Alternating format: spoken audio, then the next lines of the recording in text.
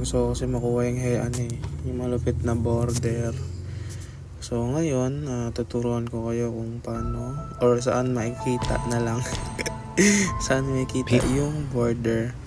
So if hindi niyo nakikita yung link sa YouTube, pwede niyo siya hanapin dito sa dito mga event ng ML. So hanapin niyo lang dyan. Diyan lang yun, mahanap niyo siya. Hindi ko kasi mahanap yung una eh.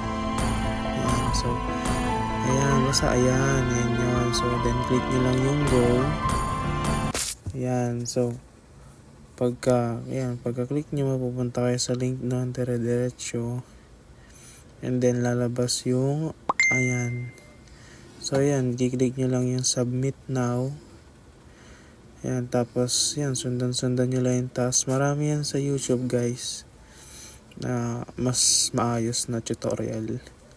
Ako pinakita ko lang kung saan makikita yung event link. So I hope it helps. Ayan, nakita ko na. O diba, submit entry. Yan, submit entry ka lang. Babush!